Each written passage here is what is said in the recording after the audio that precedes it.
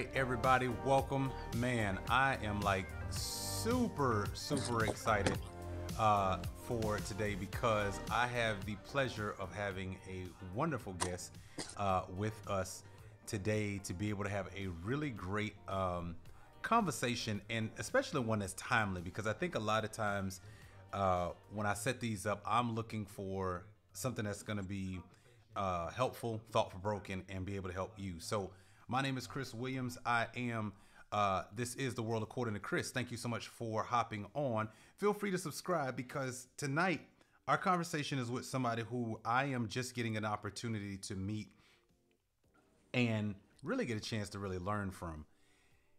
And I think the cool part about what I'm able to learn from her is just her realness, who she is, and the fact that she's authentically herself. I've met her through a good mutual friend of ours, Raymond Torregano, and she works in a really different industry, obviously, than what I do. I do a lot of video content creation and business stuff.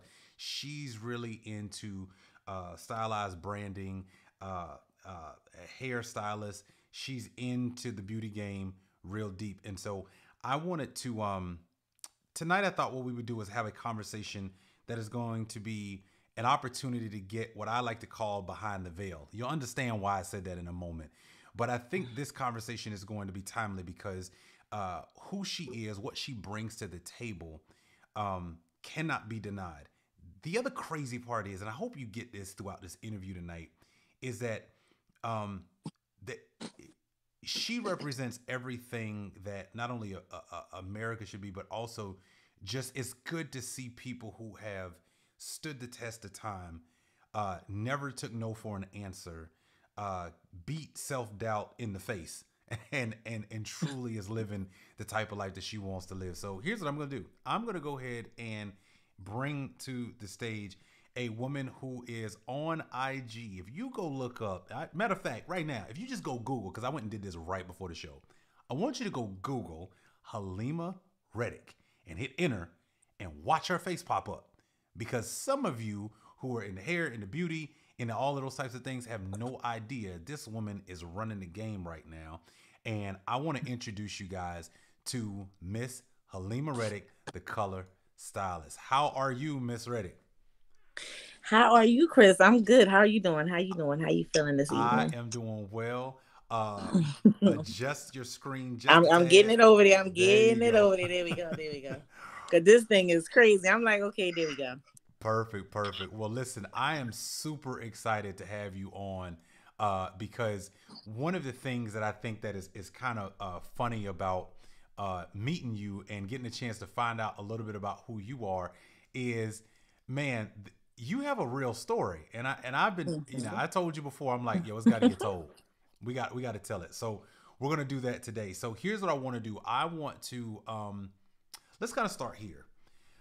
Tell everybody who you are, where you reside, family, kids, that sort of life, and then um, I had a chance to kind of read through some of your background, and what I want to do is let's let's kind of start backwards and work our way forward. So tell everybody Okay. who you are.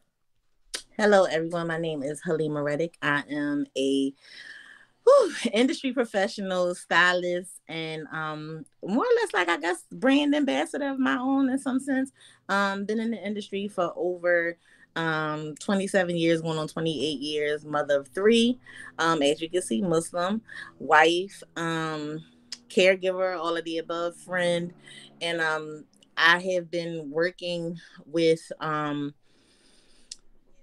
so many people over the years. I've had some opportunities to work with some of the industry heavy hitters. I've been living in Philadelphia all my life. Not from anywhere else, just Philadelphia, born and raised, and that's pretty much it. Oh, owner and stylist of H Styles Hair Studio, based out of the East Falls section of Philadelphia. Perfect, perfect. Well, listen, man, let's get started because you have a very fascinating background. So now you guys see why we call this life behind the veil, right? Because it's pretty cool to the fact that you've built a business that people recognize. Your face is recognizable, and I'm sure right now somebody has Googled your name and they're like, "Dang, she really popped up first." Yeah, um, that's a real thing. But I wanna kind of start. Where you are right now is not the whole story, right? You're more Mhm. than just somebody who does hair, takes care of clients, close down the shop at the end of the night. And what I wanted Mhm. to really do, and the reason why I call this Beyond the Veil, is because I want to give people a picture of what entrepreneurship looks like, but more importantly, what it's looked like through your lens, the things that you've had to deal with, the things that you've had to fight against and fight for, right? Um, Mhm. I think those are really important things. So just to give everybody some background on this young lady, let me kind of give you guys a little bit of background. We're gonna kind of start. At the age of 4, her father was murdered. At the age of 11, she had an uncle that OD'd.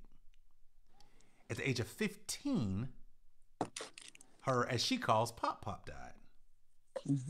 And then at the age of 16, she found something that she can kind of really start building a skill set in. So I want to kind of start there and kind of give people that quick understanding of that premise. Hullema, let's kind of talk about that that whole moment of growing up. Give me an understanding of, were you aware of what happened when your father died, and probably later on you understood what happened with the uncle and things, but were you aware and were you close to him? give people a little bit of background of understanding of kind of what was going on at that time, and then how did that impact you as you were young? You weren't even 10 yet, and you were experiencing all this kind of trauma. Give people a little bit of Hmm. background on that. Well, I definitely for sure remember. I even remember my cousin coming to tell my grandmother that they had found my dad. Mm. He was missing for a few days, and I guess like the information came through somebody in the streets to her. And I remember her coming in crying, leaning over to tell my grandmother. My grandmother got up and walked outside, shut the door, and they both were outside crying. And I'm like, what's going on? And then it kind of like hit me like a Mm-hmm. ton of bricks, like as a child. And I think that because of it being such a traumatic situation, I remember. Like most kids, you would say, like, this is a 4-year-old. Like, how could and now I'm, older, and I still remember that day, like it just happened. Me and my dad were super close. I was his only girl. He took me everywhere with him. Um, Basketball courts, boxing rings. He boxed. He was also in the service at the time, and he was home on a furlough when this happened. And it was pretty deep. It was pretty deep. He had just started in the service, and then once he passed, my grandmother, his mother, my father's mother, ended up raising me, and it was a heavy situation. It was heavy. And then my uncle, who was his brother, I ended up getting really close to. Um, Years later, he ended up passing away. They found him dead, like maybe probably like an 8-block radius from where we lived. Mm. And it was during the time when like heroin had hit the city really hard back then. And they found him. And then after getting a little closer to my pop, yeah, he ended up passing too. And it was very unexpected. We know that with for sure, like every soul is going to taste death, but Yeah. you just you never know when or how soon, or Mm-hmm. and then he passed. So it was just me and my grandmother for that short time. My mom, um I want to say that it was a lot going on, with her. I never blame her for anything. As I got older, I started to be able to understand different things. And she just wasn't prepared for parenthood at that time. I'll say Mm-hmm. that. So no blame placed there, but she just wasn't ready to be a mom. And my grandmother took me in and, handled her business. So that was my the small end cap of how I grew up. Like, I grew up with my grandmother. I played the flute, played the violin. I went to dancing school. All those things. She tried to make sure I had a well-rounded life. Wow. Just to avoid the street science. You know what I'm saying? And that's pretty much the smaller version of how I came up. And as I got older, I was at the hairdresser. I've been going to the hairdresser since I was 3, because I had a lot of hair. So, and it was pretty hard for my grandma to maintain. Mm-hmm. So, I was at the hairdresser since I was like 3. And as I got older, I was going to a different hair salon, and I got getting to be around people, seeing what they do, and how they were able to change people's looks. I started out with braids, and I was shampoo assisting and braiding the guys' hair for the barber, and braid my own heads on the side. And then I got into cornrows, but I got tired of that because it was like it was a lot. It wasn't a lot of money, but it was a lot for me at my age. And then like $20 tips from shampoos and different things like that. And I think they kind of like sparked my interest in the hair industry. And I think I want to say it's about the money, but it was just like that change, and then knowing that this was something that was lucrative at the time. Yeah. It's interesting how being around something is in that exposure gives you a chance to go, do I like this? Or Hmm. nah, it's not for me. For you, you took to it, right? And you found Right. something at least that kept you away from what was probably going on right outside of the salon, Yeah. right? Yeah. You've got to, you know, so you've lost, your father, you lost your grandfather, you've lost an uncle, right? Hmm. You were close to them. You found something to kind of dig into. As you were growing up and you started looking at, just life beyond the area that you grew up in, right? Hmm. What was kind of your original dream? Like Were you looking at Oprah like, I want to be her one day? Or like, what was like that thing when you were that age at 13, 14, 15 that you were like, this is what I want to do when I grow up? Are you ready for this? I hope I so. wanted to be a rapper. That's where H Styles came from. Hey, so you, I okay. wanted to be a rapper. So I at the wanted to end be of a the rapper. show, I you're wanted to going to be. drop us a hot 16 and end the show. No, I'm kidding. Oh So, goodness, please spare me. I wanted to be a rapper slash female barber. That was like, that's what I wanted to do. I wanted to be a female okay. barber, and I wanted to rap, and that was my thing. And here we are today.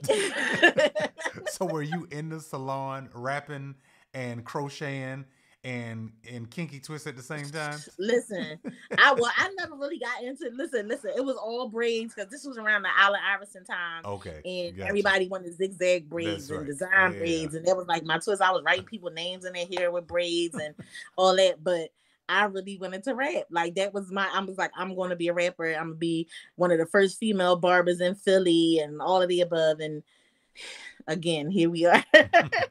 Now, Things change. in the community you were in, was there a lot of entrepreneurship going on at the time? Like, what other who else around you did you notice that had entrepreneurship going on in that area? Absolutely not. Like Okay, more or less it was like the people who I was in the salon with, sure. the ones that were doing the hair, but where I was at, it was a lot of drugs, a lot of shootings. I grew up like from the age of 4 to I was like, I think well, all my life basically. So I was like 11. I lived in one part of the area which was like South Street, around that area, like South Street, Bainbridge Street. And then when I turned 11, we moved like further up Hmm. going towards like Washington Avenue, which was like Montrose Street. So we got like further in the hood. We moved from like, it was like a suburbia to like moving into the hood. So it was really, really different. Once we got around there, shootings, fights. The bar was right around the corner from our house. It was speakeasies in that area, number houses. So it was a lot going on in that area. Yeah. It was a lot. So I'm curious as to, all right, you ended up, finding out you kind of like you got a little craft with this braiding Mm-hmm. thing. You're starting to like and understand this salon, but you were understanding it from a 15-year-old's mind, right? Mm-hmm. I just Right. got paid $20. Shoot, let me just keep doing this, right? Right. Right. How did you start to know that you would be even open to the business side of the salon? Because again, as a 15-year-old, all you see is I did something, I got paid. That's wonderful.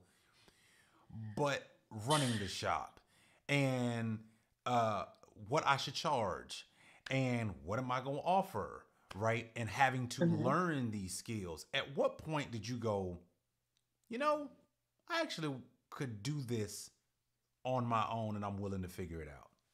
Well, I'm be told you, I didn't get the business side of it until about 7 years ago, 6, 7 years ago, 6 years Wow. ago, 6, 7 years Wow. ago. Yeah, I was just making the money. I'm gonna be honest. Like I always tell people, like I didn't become a stylist until 6 years ago. 6 years ago, I became a stylist. Anything before that, I was just getting to the bag, like just making the money. Because I wasn't really focused on the business aspect of it. I just know that I rent out a shop, I got my own station, I make the money, I take the money home, I spend it, I go back to the shop, I do the same thing the next day, and I watch what other people do. I kind of pay attention to how things are done as far as like styling and different things, and then I just mimic that, and it grew. It's funny that you mentioned this. So, for those of you who probably have already checked out and paid attention on IG right now, if you go to the covered colorist, you will notice her page. But then if you go to H Styles, Philly rapper, killing them with 16 bars, you have almost 60,000 people Mm-hmm. who are quote unquote following you in your Mm-hmm. every move in social media. Mm-hmm. But that's today's story. I Mm-hmm. want to go back a little bit because Mm-hmm. people see that and they're like, oh my God, that's pretty cool. There's another side of you that I think that a lot of people that I got a chance to just hear briefly about, um, And shout out to Ray Torregano, Sweet Dreams. If you're on Clubhouse and My you ain't been a God. part of Sweet Dreams, if you're in the beauty in the industry or any of that kind of stuff, he is definitely branching out. He's had many years in the beauty game. He's in Columbus, Georgia, but he is definitely a motivational person. He's somebody Hmm. who understands business and understands content creation. So if you don't know For him, go sure. check him out. But I got a chance to listen to you in a Clubhouse room, and you were kind of giving your story. And so I want to kind of start with, because of course this is way before we knew social media would ever be a thing. Hmm. There's a portion of your life where, from at 18, you had your first kid, Hmm. and then and there's also another note on here: credit Hmm. card fraud, hair, and the streets. Right? All So of the above. so so and then at 22 you had your second child. So we Hmm. go from a lot of loss to some gain. Hmm. Beautiful having children, but you were also 18. Then you had your Hmm. next one at 22, but you had some things that did happen that created some serious setbacks. Hmm. And I want you to kind of help me understand, like, what was going on between 17 to 22, and how did this Whew. fraud to the shop, like, how did you get there? But more importantly, let's focus on, because it's not about focusing on what you did as much as it is how did that, I'm sure that created a wake-up call in you when you got there. What was Yeah. that wake-up call, and kind of how did you, what was going on at that time? Just kind of give me that understanding of those moments. So I want to say during that time I was just like trying to figure myself out because I was still trying to understand who I was, Mm-hmm. and finding my own identity. Because I went to dance school all those years. I played the flute, I'm playing the violin, and these are not things I wanted to do. It was things that my grandmother tried to do to add culture to my life. And I could draw and all that kind of stuff. So I knew that it was a artist in me, but it just was like finding what we call now our niche. Like Mm-hmm. trying to find that at so young, it was kind of confusing, and then you got peer pressure and all these different things.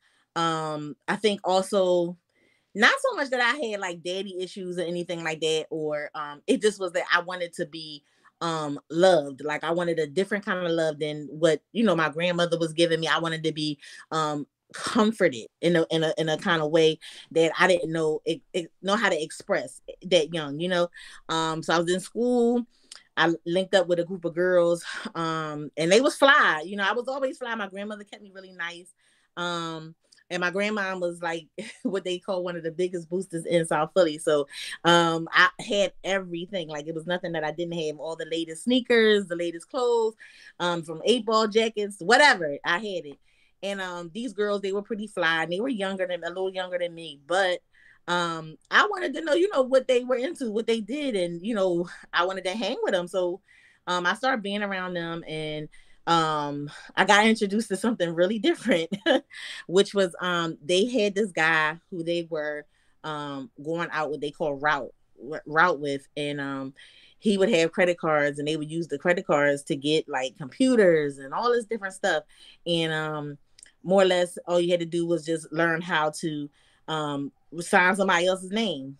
And they were doing that, and it was exciting because it was like they was getting jewelry and computers and clothes and furs and all this kind of stuff. So we were 17 to 18 years old wearing like full length minks to school. So it was like it was a little fast. It was a little fast, and we was getting to some money. But I remember one particular time. This is when I stopped. When I had my second son, he was about 7. I think he was.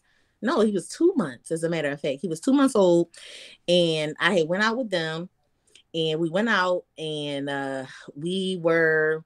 I think we were like I forgot what mall we were in. I know we were like far, and one of the girls and the guys, they were in a store.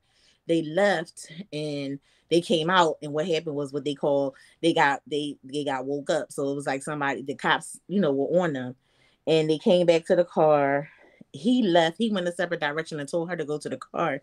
And when she came to the car, it was me and one of the other girls sitting in the car.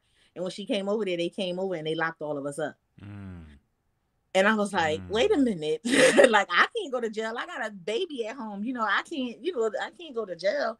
Now, were you still running your spot for the salon while I didn't have a salon yet. Okay. Wow. I didn't have a salon yet. At this time, I was just working in salons. Like, I didn't have my own salon yet. Gotcha. And we they locked us up. So we end up being gone for about 4 months. I think I was like 4 months, 4 or 5 months. And mind you, my grandmother was old in age because my grandmother was already old. Like, you know what I mean? And she's got my oldest son and my youngest son. His father was helping, but still it was a lot, as a baby, a newborn baby. So it was a whole bunch going on. We had to go to court and so on and so forth. But I never had went in the store. So I got charged with conspiracy. But being that when I was young, two, my grandmother, was on the tip, like, listen, a lawyer, like, I don't do this, like, lawyers, this and that. So I had a public defender. So of course I had to keep sitting because they kept postponing the court date. So by the time I got home, my baby was 6 months old, almost 7 months old, and I hadn't seen him. And to leave this newborn baby and then come home to a baby that now has hair. He didn't have no hair when I left. He had like a little thing up here in the middle. Wow. He got a full head of hair, teeth. And it was like devastating. So that was the last for that. That was it. Like that was it. It turned my life around dramatically in the sense that I couldn't do that no more. Like I was like, oh no, like I came home from this infant to like, this is I don't even know this baby. Like he didn't recognize me. Like, he cried like every time I would get near him because he didn't recognize me. And I'm like, that was a struggle. It was painful, like trying to reintegrate myself with my own child. How and old then was finally he at this time? He was 7 months. And he's dad me to death. And I'm sitting there like, my mom, say mom, and trying to, but it was hard because I couldn't even keep him full circle because he was used to a certain type of schedule and he was used to being with his dad. So trying to meet my son was like the hardest part of that. And then my oldest son, he was trying to help, but they had like a schedule and he was on like a schedule. He at this time, I'm like, this is just so much, and he was like a little man because he was helping my grandmother, with this baby. So he wasn't a little boy. He was like a little man. So it was like, and him and I end up like kind of like growing up together because we were so young and he was growing up as I was growing up because I still was a kid myself. Yeah. So, what did that do? How did that impact you mentally? Because you mentioned, you got a little man around, and now I got this one that's got teeth, and somehow he grew up. But what did that do to like your focus, your self-esteem? Like, what did you even think I'd go back to the salon? Like, what kind of was the space once you figured out like this is really happening? Like I'm out now, and all of these things have changed. How did that impact you mentally? Well, it tore me up. It tore me up. And then, shortly after I was there, then their dad went away and he was like facing life. And he just recently came home from doing 15 years. So it was a lot. It was like, I was confused. And then being so young, it wasn't until like recently, my husband and I had got his nephew and we had to do like a parenting class in order to be able to, get him. We had to do the child abuse thing and get signed up for, to be, what is it? Like you have to report if you see child abuse, like you're a mandated reporter and all that kind of stuff. So with the parenting classes, I got to learn about traumas and childhood trauma. So I've been dealing with trauma from a baby, like a little kid. And learning this, I kind of like realized that I had been through so much and had so young, and I had started like paying attention to old pictures and having different conversations with different people. And I noticed that a lot of pictures that I have of myself as a kid, I didn't smile.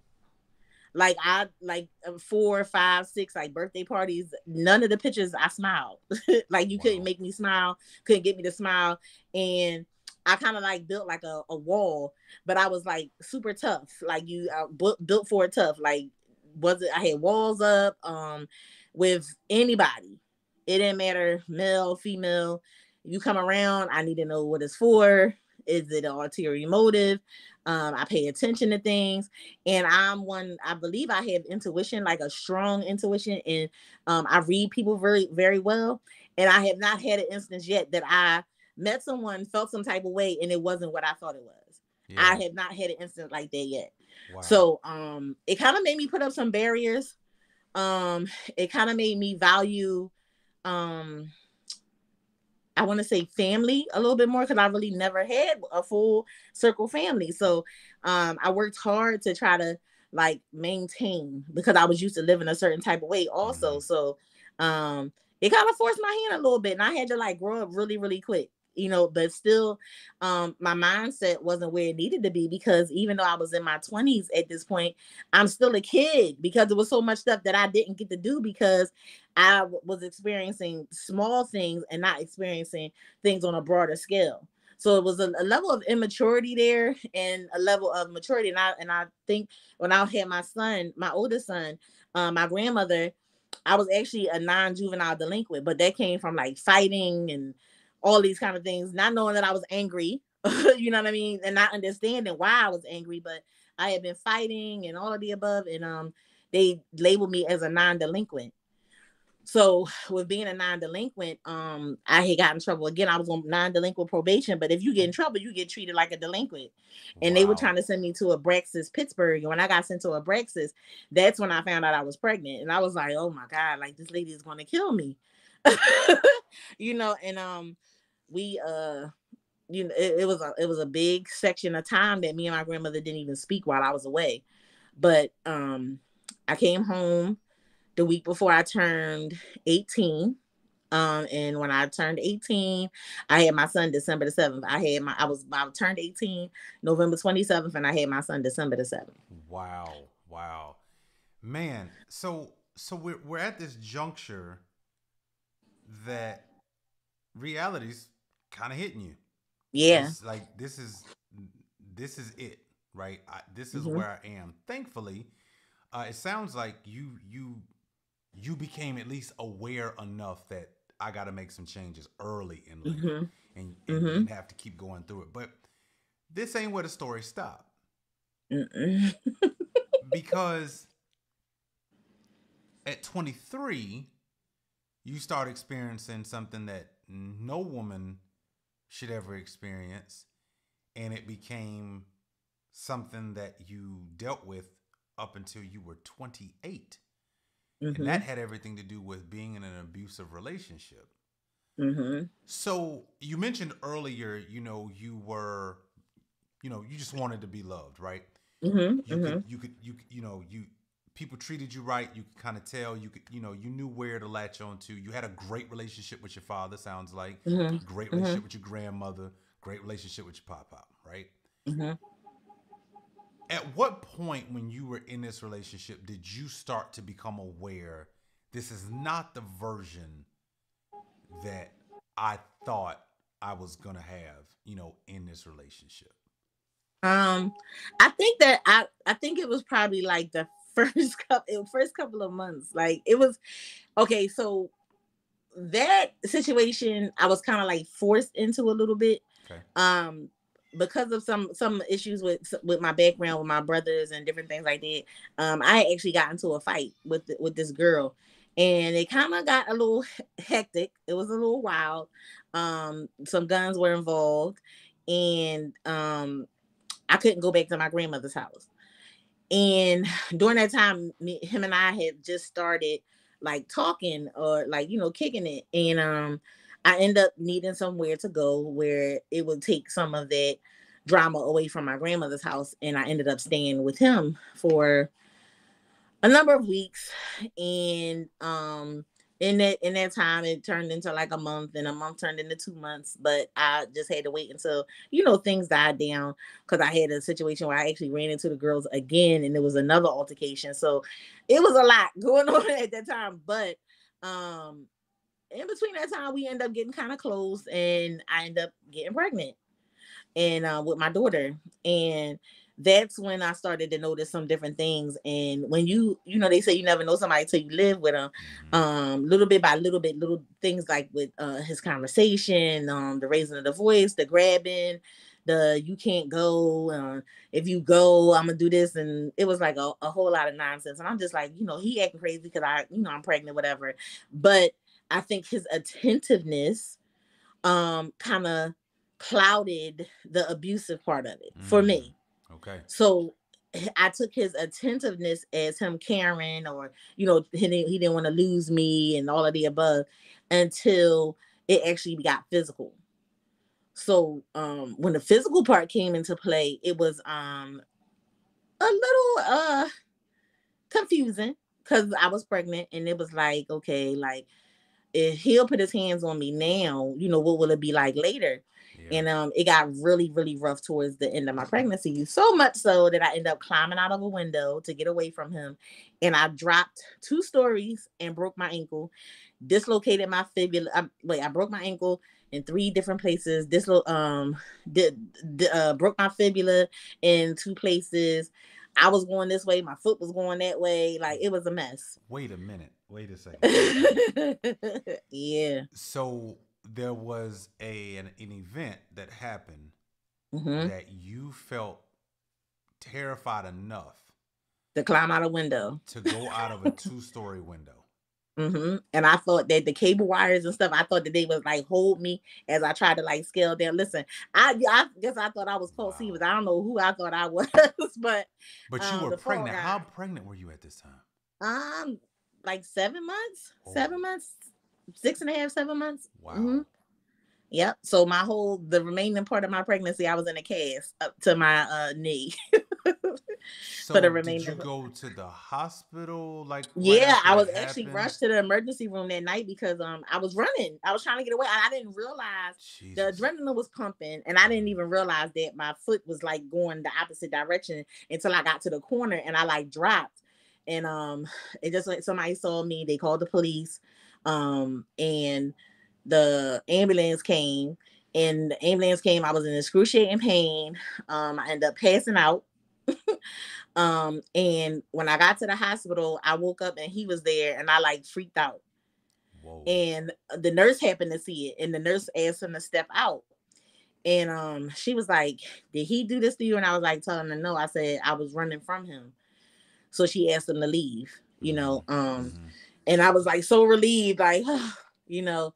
But then after that, he ended up, like coming back around. He was the whole crying and all of the other stuff, and he was like hysterically crying, and I felt like, he may have been sincere or whatever. And he ended up, helping me from the hospital, and the nurse gave me her phone number and some other information, domestic violence paperwork everywhere. I'm like, I don't need this. Like, I'm already, like, I don't need this. I'm not handling myself.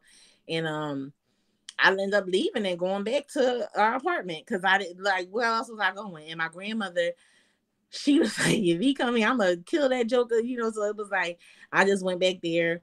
And like I said, I'm 7, 8 months pregnant, walking around with a cast on my foot all the way up to my knee.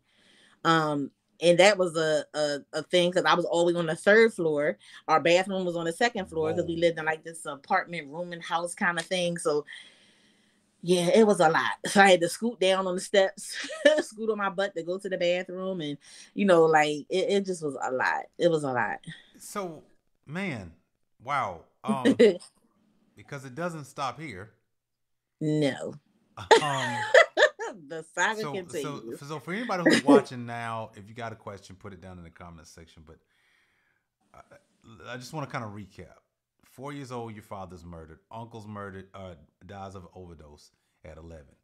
Hmm. 15 years old, your grandfather dies. At 16, you start working a little bit in the shop. 17, Mm-hmm. still doing the same thing. 18 years old, you end up with your first child, but you get into some trouble on credit card fraud and some other Mm-hmm. stuff in the streets. 22, second Mm-hmm. child.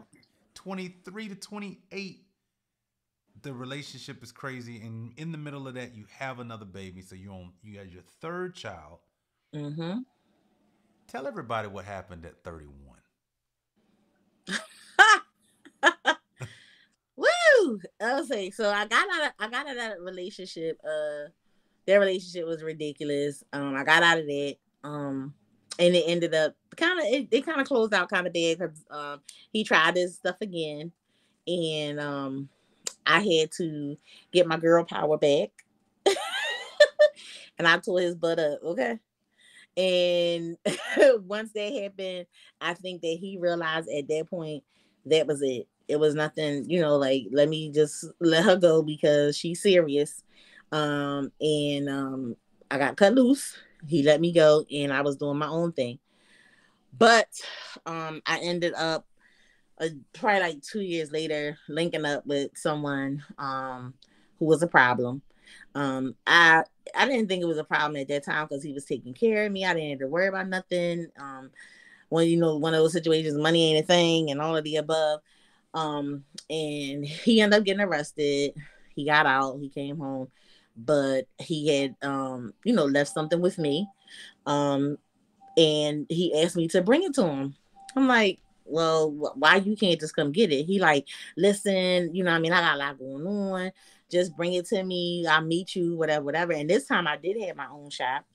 So I'm like, if it'd get him away from me, then fine, because it was so much stuff.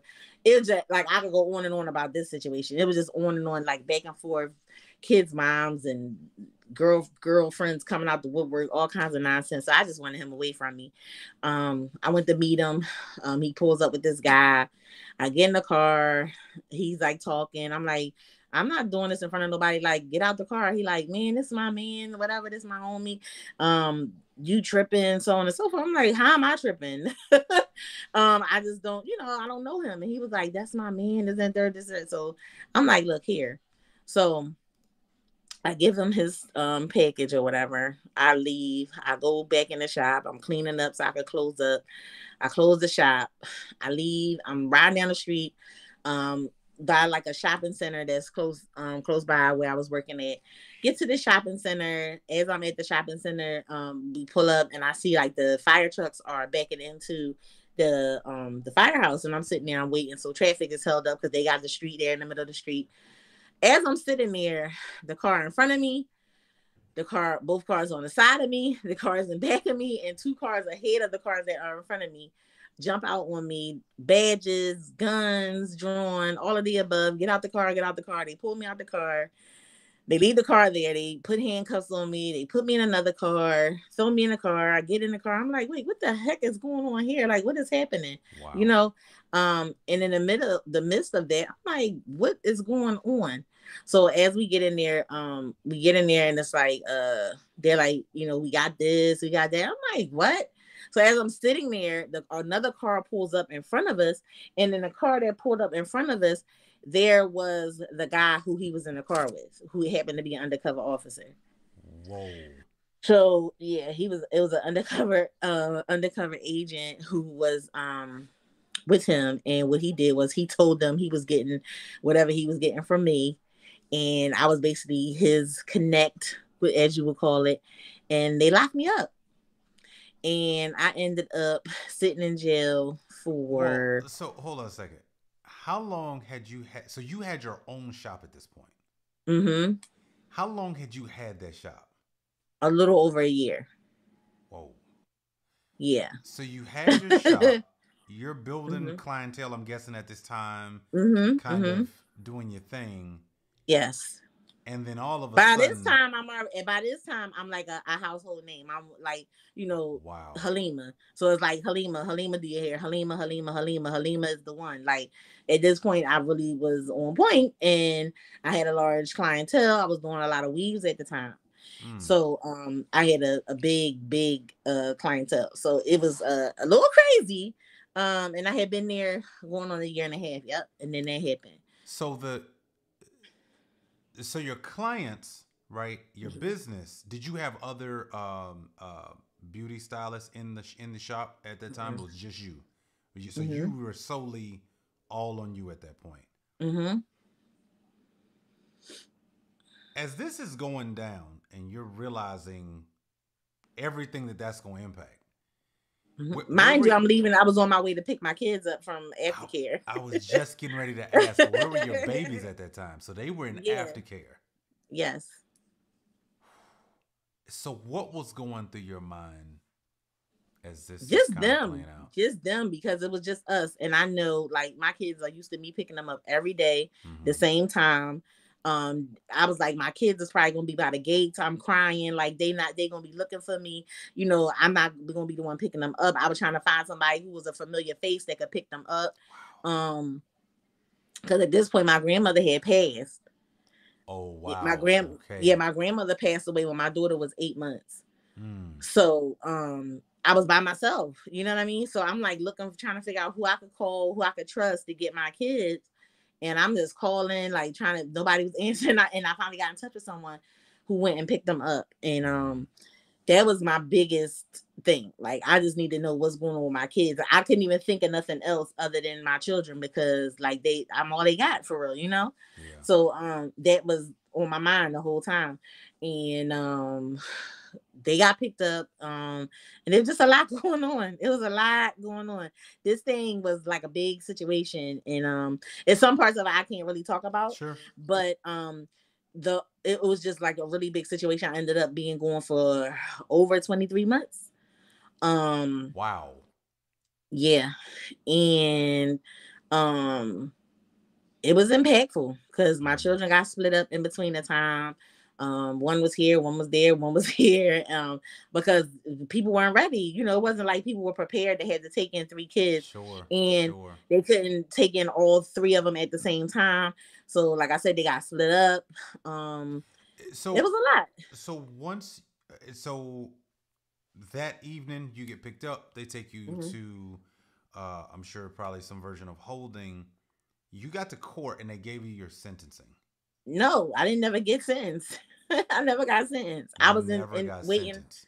Wow. waiting to go to court all that time. So Waiting to go to court all that time. this is basically And county jail the whole time. yeah, yeah, yeah. And I was praying that the feds didn't pick it up, because it was a lot of it was a Yeah. lot of product. So It was a lot. so um what was going through your mind while you were in there? When you realized this might be longer than just, because here's the thing, right? You got a business, and I'm sure your Mm-hmm. clients are probably trying to book, next appointments and all that, and they can't. Nobody know, you know what I mean? Like, in the moment, nobody knows why Hullema's not in the shop, right? Let me Until tell you word gets something. out to Philly people. is big. Philly is big, but it's small Okay, with regard to how fast news spread. okay, gotcha. So So people knew pretty quick. that thing hit the streets like hotcakes. It was like you know what I mean? Yeah. It was big. Wow. So because of how big the situation was and what Mm-hmm. was going on, news spread super fast. Like, Okay. it went everywhere. It was Okay. everywhere. Everybody knew. And if you didn't know, somebody's gonna tell you. So So it was one of those kind of situations. what was at this time? This has to be emotionally deflating. What? This has to be like, it's like you got out of one situation to fall into a bigger bad situation. Right? Yes, it's like it's one of them. Well, I'll be damned type of things. Right. Like, what the hell? So yeah. you're in there for 1 month goes by, 2 months go by, 3 months go by. Now Mm-hmm. 6-7 months in. What was Mm-hmm. going through your mind? Like, what was that like? I just thought I was done, because Mm. the biggest thing was hoping that the feds didn't pick it up, because if the feds would have picked it up, it would have been a little bit more intense, I think. It was intense as it was, but I'm just like, I gotta figure out what's going to happen for me to get out of here. Like, the monies that it's going to take for me to get lawyers, and how long is it going to take? how long am I going to be away from my kids? Because while I was gone all that time. And I think I talked to my kids maybe twice, maybe three times, Whoa. maybe. Yeah, maybe. Mm. And I think that was the defining moment for me. Like I knew that they deserve better. You know what I mean? And I was just on the tip, like, this ain't gonna keep happening to me. Like I had enough.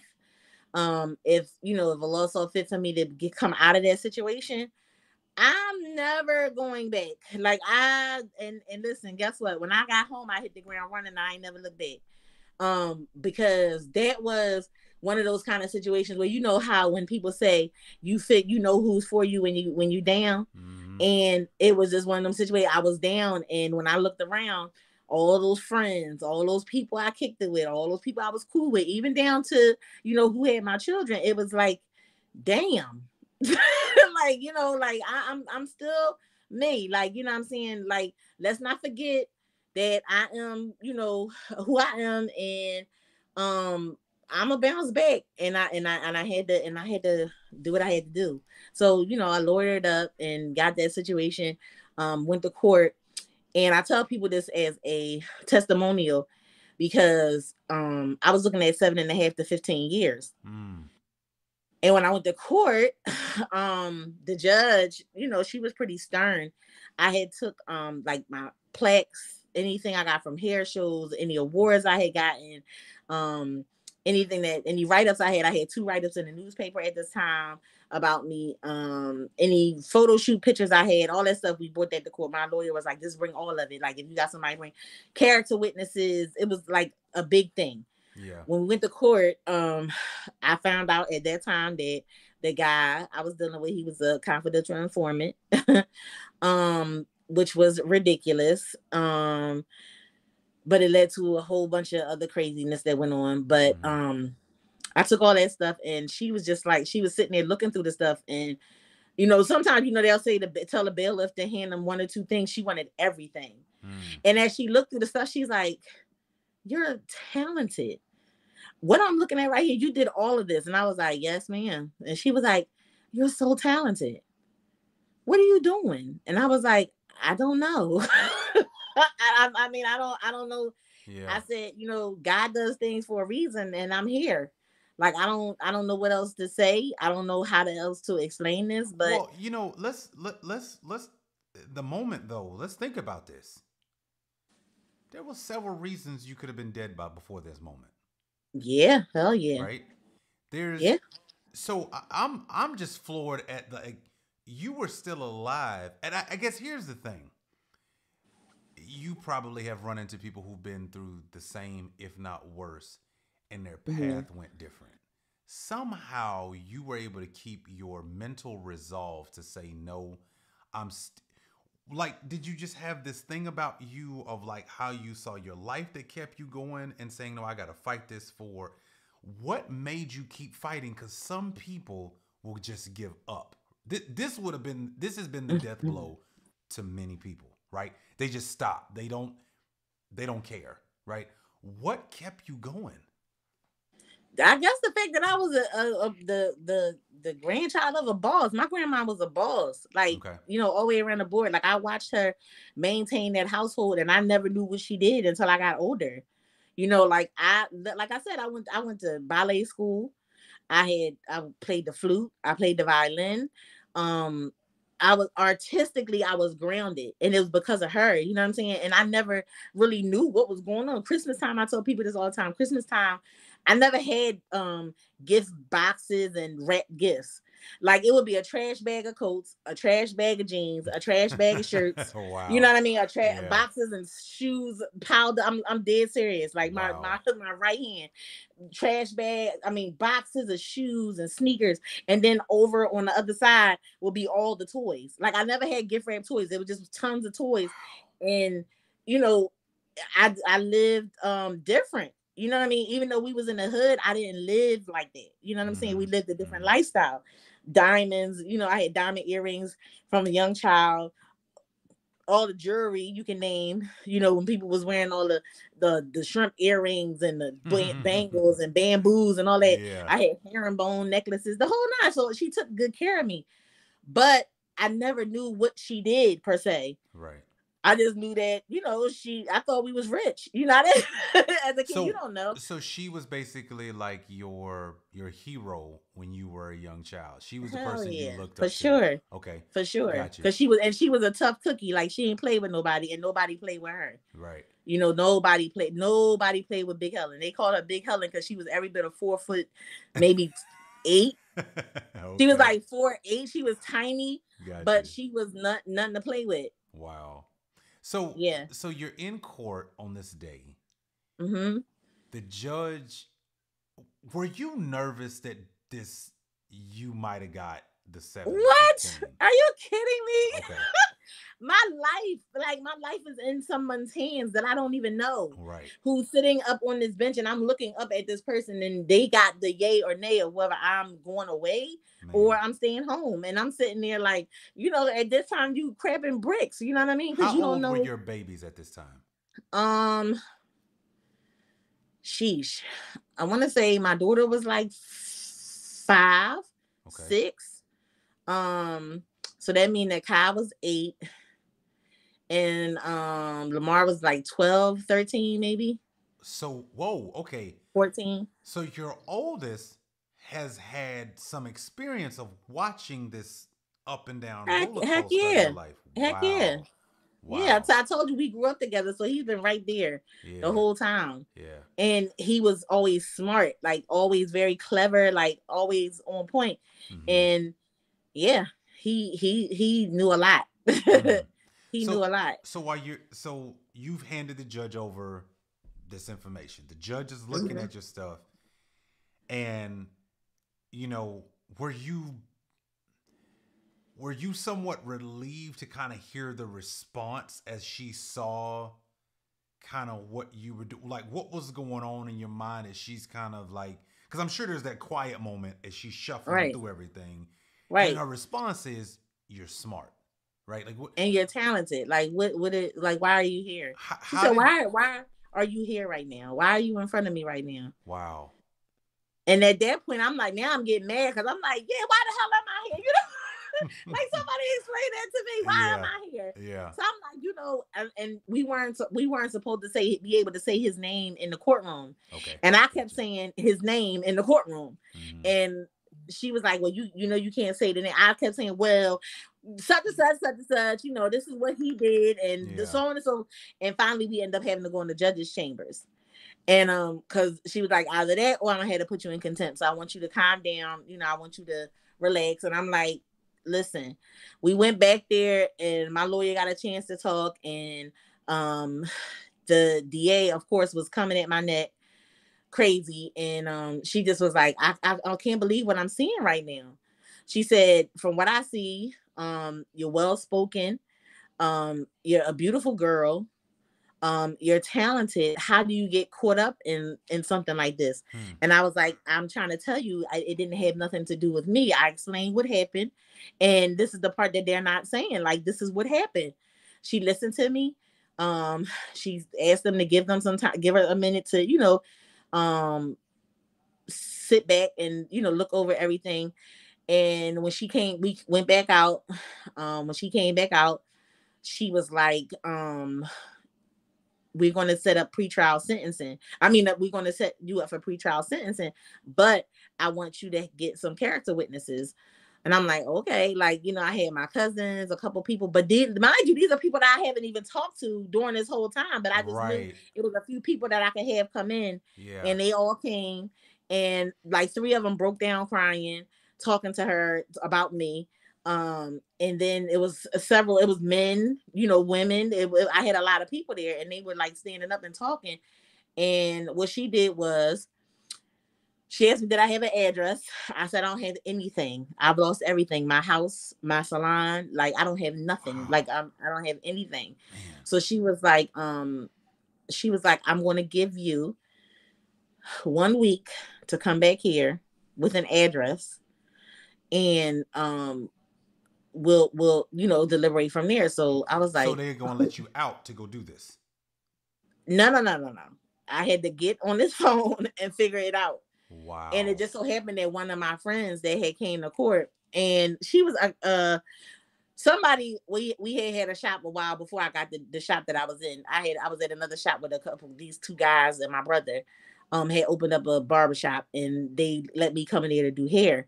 And one of the girls was supposed to do hair in there too. Her name's Anissa. Marquita, she came and me and her got really cool and she happened to come to court.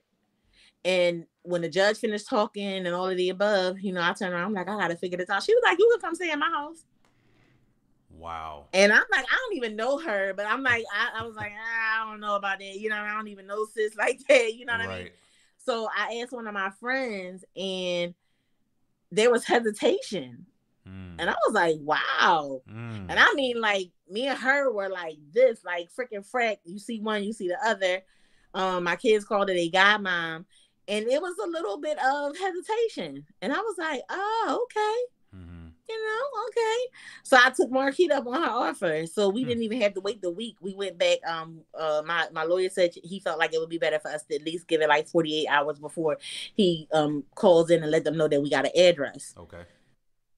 So she actually had us back in 4 days instead of that week. Wow. And we came back. They went over her information. Went through everything, and they gave me 4 years. What was it? 4 years. I had 4 years of parole and 8 years probation. Oh. So with the parole, I was assigned house arrest for the first 6 months. So for 6 months, I was on house arrest. And I had to figure stuff out because when I came home, I'm sitting there thinking, well, how are you gonna run a salon? How are you gonna? I was doing it. Well, I guess the thing is, let's back up a second, because you weren't making any income this 23-month stretch. Nope. You finally get a chance to go to court. All of your clients have gone elsewhere. They found, whatever's gonna work for them. The story is out there, right? Everybody knows. Now here you are almost 2 years later. You don't have a client. You don't have a place to operate, and you're living with a girl you barely know, right? Did that also, and just so I'm clear, did that also include your children? No, not at first. Wow. Okay. Because, I just me logically thinking like I didn't want to bring them into that. And, they came to visit me, came over regularly. And then it was like my daughter, it was like I couldn't get rid of her because she's like, I want my mom. Like, so it was like, not right now, baby, not right now. And my son either. How hard was that? So the oldest one. So it was like, it was rough. It was crazy, because it's like being in prison, but not in prison because you're still in prison. You know what I'm saying? And even if it's not physical prison, it's mental prison also. You know what I mean? Sure. And trying to find some way to work, found some way to work. Was running into clients. People was finding out I was home. People was talking to other people. Oh, she back, so on and so forth. And the clientele started coming back slowly but surely. But here it is. I had to be in the house by 9 o'clock. Now I'm used to burning the midnight oil. I'm in the shop 1 o'clock in the morning. Where now I'm in somebody's head, like panting, trying to make sure I'm done by at least 8:15, because I gotta make it to the crib to be in before this box on my ankle start going off. So that was crazy. But I had the situation where 2 times I had to take clients to her house to finish their hair. So it was crazy. I even did a hair show in the midst of all this. And it was like, are you serious? Yeah. I did a hair show, and literally I did not sleep for almost 3 days because I was up prepping hair, getting them ready. And so much to a point where we were at the shop 6 o'clock in the morning and leaving, going to her house to finish the model's hair. And I think I had 12 models. Well, 12, because it was 2 separate parts of the competition. And I was standing up sleep. Well, I'm curling the girl hair, and I'm like, they like, Hullema. I'm like, oh my God, like literally 72 hours. We go to the event. It was supposed to be over at 10. I'm sitting there like, oh my gosh, but I had asked for a curfew of 11 o'clock. They gave it to me, and I made it home by, I think it was like 10:52. That's for pushing about the it. skin of my teeth. Not to Yeah. mention I won the competition. So in both What? categories. Yeah, I won in both categories. Yeah, it was crazy. I just, man, this is fascinating. What do you think gave you this type of resolve? Like what? Because it's there's a lot to navigate when you come out from Mhm. 23 months of and try.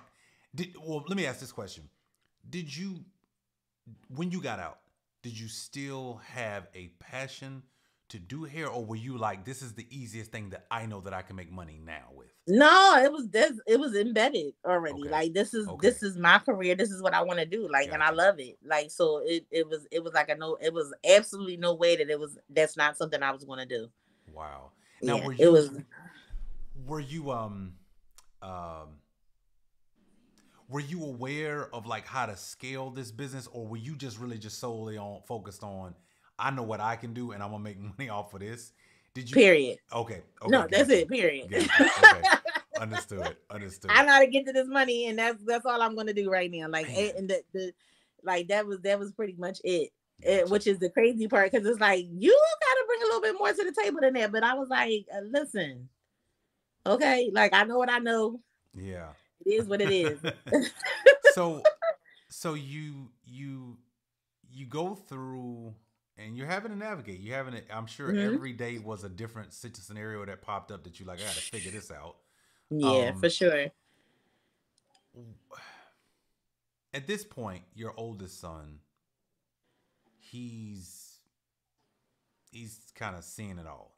He's Yeah, he was in his bag too. so how how did you navigate that relationship given the fact that he's seen pretty much everything?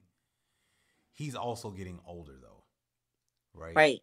Um, how did you navigate that relationship to where, he still respected you as his mother, Hmm. but also, there's times where you're gonna have to discipline him. There's times where you're gonna have to tell him what's not right and what's not, the best thing for him to do, Hmm. even though he saw all of that happen, Right. as a child.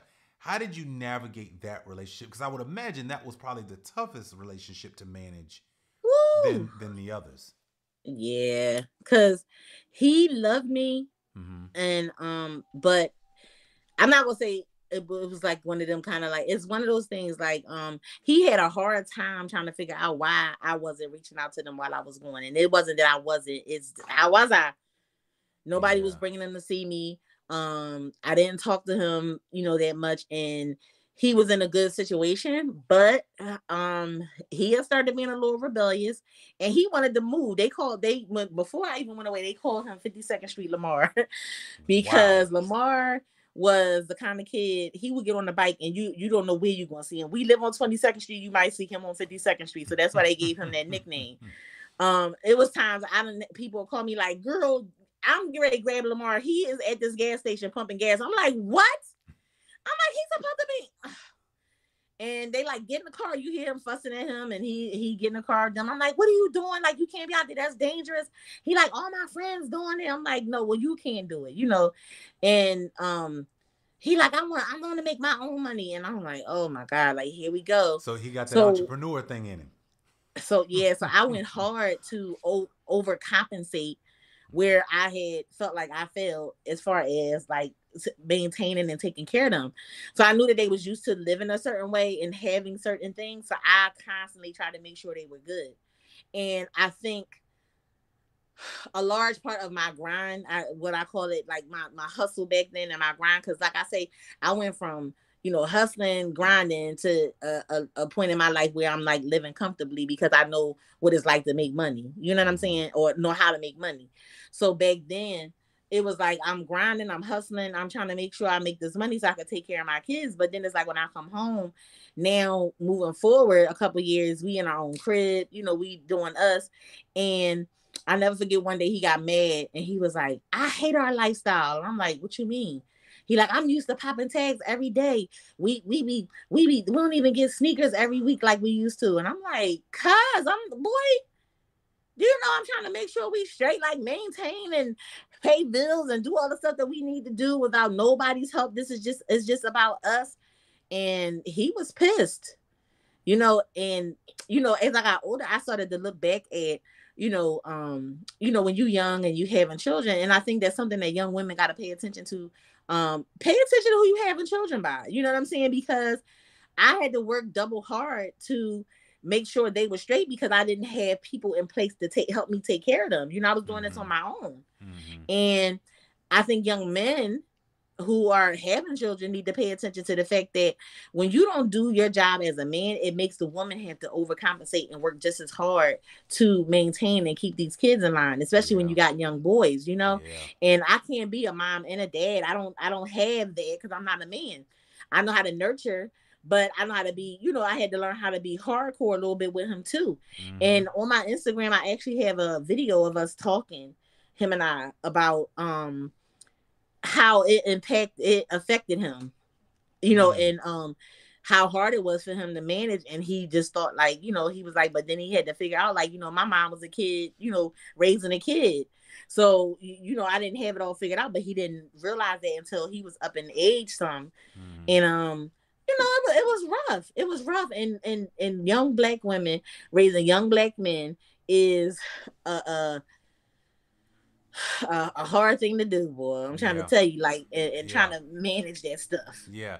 It's interesting that you mentioned that because one of the things that in my household, we have a blended family. So my wife was a single mother for 10 years. Mm-hmm. And it's interesting that you mentioned that because there are it's a very unique unspoken understanding, Mm-hmm. especially for mothers, that there's a point, especially if you have sons, where you Mm-hmm. cap out. Yeah. And if they don't have a strong male figure who can help guide them, right, then it's kind of difficult to really understand how to help that young boy become a young man, right? Mm-hmm. Um, Mm-hmm. and it's a nuance. It's not anything. It's no different than me if I had a little girl. At some point, I'm gonna Right. cap out, Right. like, because there's only but so much I can say and do and speak to, right? Right. And it's interesting that you bring that up because I've learned that in my own household. I remember like freaking out a few times in my own house because Right. I was like, I don't know what the heck I'm doing with these boys. Like, because I didn't grow up with a dad. So I'm Mm-hmm. like, I just wake up every day. And I never forget, my wife said, one of the best things that really helped me kind of calm down and I guess I would say take the pressure off myself. She said, all they really want you to do is be present. Yep. It's not Yep. all the extra stuff is extra. It's really Extra, about extra. it's really about, hey, they right now they just playing this video game. Just be there in that moment. Hey, right Yeah. now they just watching this TV show. Right. Just be there. Don't Yeah. it's not about getting them things, it's about getting in the moment, right? Exactly. And I've Exactly. had to learn that over and over and over and over again. But it's interesting that you had the self-awareness enough to say, nah, I can see this relationship dynamic changing with my oldest son, especially given all that he's seen up Mm-hmm. until, he's getting of age as a teenager and a, young adult and going, I want my own, right? Right. I want to do Right. my own thing. What Right. so let's talk about you're out, you're starting your business again. I Mm-hmm. mean, this is Mm-hmm. an amazing story. So this is the second time starting a business. Uh-huh. Yep. Did you have clientele that came back to you because they saw you were back out? Did you have to rebuild? And then what is this? How did you go from um a few people know me to now, oh, once again, Halima's not only the household name. I've I'm starting to hit numbers in social media that some people only dream about. What was going on for you to rebuild not only yourself, honestly, your own self-esteem, your own charisma, your own belief in you, to also building a business that's been quite freaking successful? What was going on? Walk us through, like, how did this grind turn into a business as you love? I love how you said that. It was a grind, then it turned into a business. How did you do that? I think just knowing where I came from, I just like, they say you can, where you came from, you can always respect where you came from. You just know you can't go back there. Right. That's where I just been at for forever. Like I know the potential I have. I know where how my mindset is. I know how I think. And I think that it was like I had to get to a stage where I was comfortable with myself and I trusted myself to carry me further. Like I trusted myself to push myself. I trusted myself to know, like, listen, you can do this, get it done, and balance it out. And as a okay, I'm gonna use this like as a little girl. You think about your Prince Charming and how you gonna live in this big house and how you gonna have a white picket fence and all these things. I had all those dreams and aspirations, like all that kind of stuff. But it's getting there that was the confusing part. And then when you add life experience in, you gotta learn how to maneuver. And one thing I've always been able to do is think fast on my feet. So I'm always pushing myself to do more. So when I started and I was a comic book fanatic as a kid. Like I love X-Men. What? Sick. Okay. So I think that I always think about when Stan Lee died, and I hope I don't cry. When he died, the word Excelsior, like when you think about Excelsior, you think about how deep it is to just excel in everything you do, to push yourself in everything you do, to try to figure out where you're going to go next. Like it's always I'm always on to the next. Gotcha. I do something, it's like, all right, so what's next? All right, so what's next? That's not enough. What's next? All right, that's not enough. So what's next? And I'm constantly pushing myself. So with me constantly pushing myself and trying to jump to the next best thing all the time, I don't think that I ever have an opportunity to think about how I do it. I just do it. And I think that's one of those things like I've always dealt with even as a kid, how my mind doesn't stop. Like sometimes I don't even think it stops when I'm sleeping. Now, let's be clear, because in some rooms, in some spheres, they would have labeled you ADD. You would have been labeled. Unfit and can't be social. She needs some medication. She needs, right? Like you would have been labeled some stuff, right? But thank you. Thank you, Tiffany. We appreciate that. It is an amazing story. Hence the reason why this is Life Behind the Veil.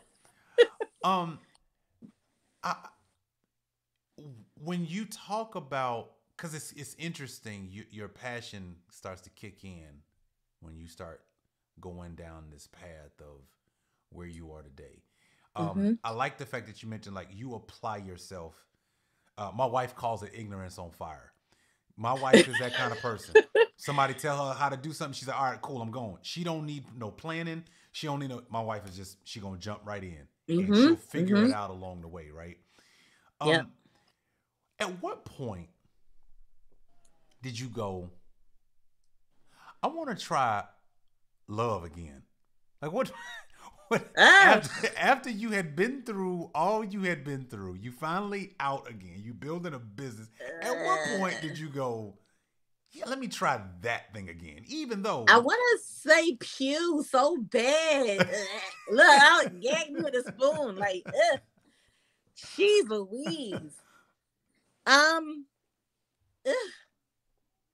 Okay, so practicing Islam is something that I took my shahada at 16. So I was raised in a Baptist church. Okay. And on the usher board, the choir, the whole nine. Okay.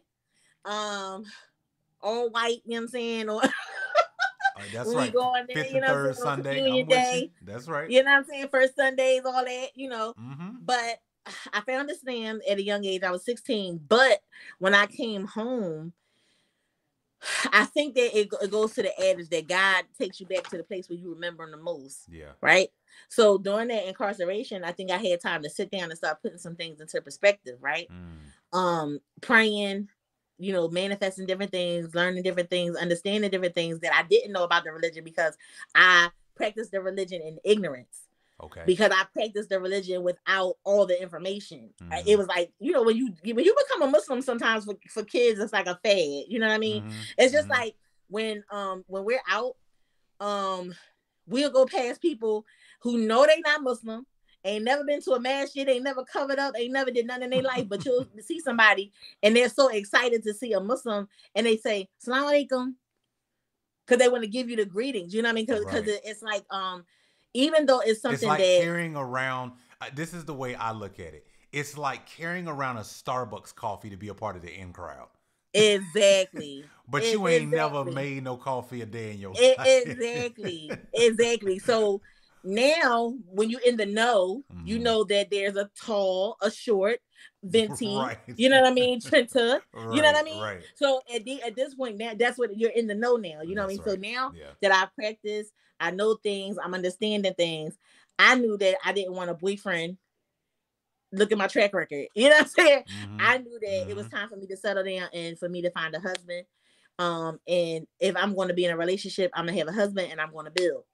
And I had 2 duds before I got. But here's the thing, your story. There's some women right now listening to this. They're watching your story, going, "Me too, sister."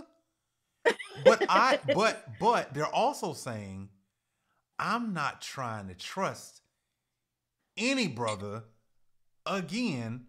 So how did you put yourself in a position? Was it because you are a woman of faith who said, "Yeah, but there's balance to my life, right? And I know I'm going to get that." Like what was the thing that let you say, "I'm going to open up my heart again and I'm going to try this thing again, even though I know I'm over 2 and I struck out hard"? Damn hard, okay? So I think it's what we call TWAC, which is complete and total trust in Allah. Trust and faith in God. So I think that the biggest thing for me was I had to trust that, God wasn't going to see me fail. We know that God places no burden on a person no more than they can bear. So I think that the biggest portion of that was knowing that Allah wasn't going to let me fail, or if it was either going to be a blessing or a lesson, one or the other, because look at all the stuff I've been through, you know what I'm saying? And every time I came out on top. So I knew that it was a purpose somewhere. I just had to figure it out. So I knew that somewhere along the line that God had a purpose for me. Like it was either I was supposed to do something super great, or I'm going to be an example for someone, you know what I'm saying? Somewhere, somehow. And I think that it was once I put my full trust in my Lord, that I was able to say, "Listen, if it's going to happen, it's going to happen. And anything that's going to come my way is from Allah. And I got to trust that whatever he sends my way is for me." Right. So I ended up having 2 failed marriages before I'm with my current husband. We've been married now for 6 years. Wow. And it'll be 7 years February of next year. And those joints was crazy because I got to learn some stuff about myself.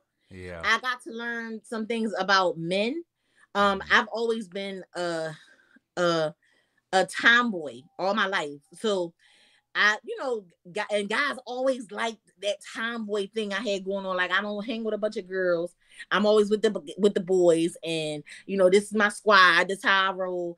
But the feminine, softer side of me was very attentive as a woman. You know what I mean? And as I got older, like now we're moving into marriage. I know I wanted to be married, and I had to think. The first time I asked, we say we make dua and we ask Allah, we ask God for everything. I'm gonna keep saying God because I don't want people that because sometimes when you say God, people sit back and separate automatically, like, "Oh, well, you believe in God, you believe in Allah, we believe in God," and it's like, you speak for me, how you want to. Right. They can decipher on their own if they go in that far. So I knew that God had a plan for me. Mm-hmm. And what I had to learn was to ask for what I needed, ask for what I wanted. Mm-hmm. And sometimes we don't think, we just automatically think that things are coming from us, but we leave off the fact that we know that nothing happens by way of our Lord, like by his permission. Mm-hmm. So if that's the case, why aren't we asking him for what we need and what we want when Facts. when we're in times where we need it, Facts. So um I had the first time I asked God for, somebody who was pleasing on the eye, who was going, take care of me, who was going to satisfy me, all those things. But I didn't ask for him to, be just in matters, for him to, be religious or, guide me in a religion, none of that kind of Yeah. stuff. I just wanted someone who was fine and was going to treat me right. Right. That's it. So I didn't ask for all the goodness and credit. 6'2" washboard abs. Yeah, ask all the wrong stuff. So what I asked for is what I got. Wow. Wow. You know what I mean? Mm-hmm. And it didn't work out. Mm-hmm. It didn't work out. And as hard as I tried, because I wanted to work, because you don't want to be in and out of marriage, but I just was like, I can't do it. Mm-hmm. So it was three of us. I was in a polygynous marriage. It was him and two other women. Mm-hmm. So it was three of us. And I left that situation. Then I prayed for somebody who was religious. I just wanted to teach me. I wanted to learn about the religion. I just wanted to learn. I wanted them to teach me. I wanted him to be religious, but I didn't ask for him to be just, because of the last situation. I didn't ask for all the other stuff. I ain't asked for him to be nice looking, pleasing upon the eye. I ain't asked for none of that stuff. So what I asked for is what I got. That's what I got. So when it came up like that, I'm like, well, damn. That's it. Okay. I take one for the team. You know what I'm saying? And, I just be like, okay. Look at what Miss Tiffany just said. She said, that's what I've been thinking lately. I'm not being specific enough with God.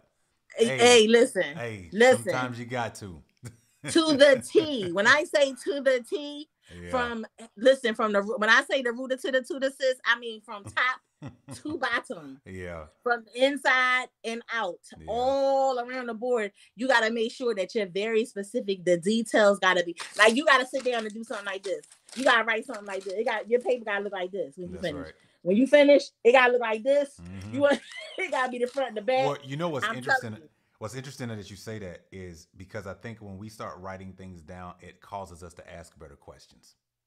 Exactly. Because if you don't know what to ask, then I would start writing down what you want, and then it might start you down a path where you're starting to ask the better question, right? Mm-hmm. Not just, I want him to be cute, but what's his old relationship like with his father? What's his relationship like with his mama? Does he have anger issues? Does he, how does he act when he under pressure? What's his views on money? Right? Exactly. Is it all he is and he run everything, or is it mutual? Is it when you start down that path, it'll cause you to ask better questions. So, yeah, absolutely. Look at Miss Jonda. She said 100. She done gave about 5 100s right here. No, it's serious, because you really don't think of those things. And if you start thinking of those things, writing those things down, it causes you also to be more patient. Because when you just want to rush, push, you just jump into anything. But when you take your time and you start thinking about these things, you take your time and you're not going back like, oh shoot, you know what? Oh yeah, because now you got everything into perspective and you're able to think clearly when you're patient. And then finally, by Lord's permission, I ended up with my husband, and we've been married for 6 years now. Wow. And this relationship is that, like I said, when you were a little girl, you be like, oh, it's gonna be like this, and we gonna do this, and we going like this, and he going like that. Yeah. It's one of those kind of things, and it superseded my expectations. And even with down to the kids, it's like he's here. Basketball games, cheerleading, conducting an interview. Everywhere. He's here, and he's always, there for them. If they can't get me on the phone, they automatically call him. If something needs to be done, they get on the phone and call him. And my oldest son was the biggest obstacle because I'm the man. I'm the man of this house. That's right. Ain't nobody else coming in here telling my sister and my brother what to do. Ain't nobody gonna tell my mom what to do. And you my mom folks, you not mine. And they now have this dope relationship outside of us. And he was saying, like, not too long ago, him and my son had a conversation that almost brought him to tears, because he like unloaded everything. Like, you know, like, I love you, like, I respect you, you know what I'm saying, like, you've been there for my mom. That's good. And you know, this has been the last 6 years. And like I said, everything that's happened in my life that's been like, I guess like on a larger scale, has been while I've been with him. And it's so much behind it. I'm like, dang. Like, it's just amazing that this man comes into my life and everything just falls into place. You know, so like, this goes here. Do you also think that is a part of the reason for the success of your brand and your business? Hell yeah. Why do you think, what part do you think that plays? If you think about it and you look at it, like, why do you think that plays a particular part? The ease that comes with having him as my support system. Wow. Okay. Like, having my back all the time, like all the time. He was like, you be doing too much. Like, no, like, listen. Do this first. Like, what the thing that you had in motion, finish that first before you move into the next thing, you know? And Muslim women can't travel without what is called a mahram. So a mahram is like your protector, somebody who has to be with you. And if it's not my husband, it would be my sons. If it wasn't my sons, it would be my brothers. If it wasn't my brother, it would be my father. Okay. All right. So any event that I have, any classes that I had to go to, he's there. He travels with me. And that level of support like started making me, I can do any damn thing. Like, you know what I mean? Whatever's going on, I can put it together and I'm going to do it. And sometimes I run everything past him. I'll be in the bed asleep. I'll just sit up and like, you know what I want to do? I think I'm going to do this tomorrow. He be like, okay. Can we go back to sleep now? You know, in 2016, the end of 16, I was like, listen, I want to take a whole year off for education. I just wanted to travel, take classes. And he was like, and not work. And I was like, yeah, I'm going to stop doing hair for a year and I'm just going to take a year off for education. He was like, we'll just figure it out. All right. Like, if that's what you want to do. And I'm like, okay. But what happened was I ended up still working because most of the classes were on Sundays and Mondays. But he was taking off of work. Okay. And traveling with me. So 2017, I sparked a kind of like movement. Because nobody in the room looked like me. Nowhere I went.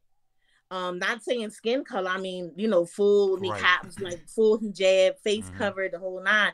And then it's like this Muslim girl walks in and it's like everybody's like, okay, so what's happening here? Yeah. This is a little awkward, but it's happening. But what is happening right now?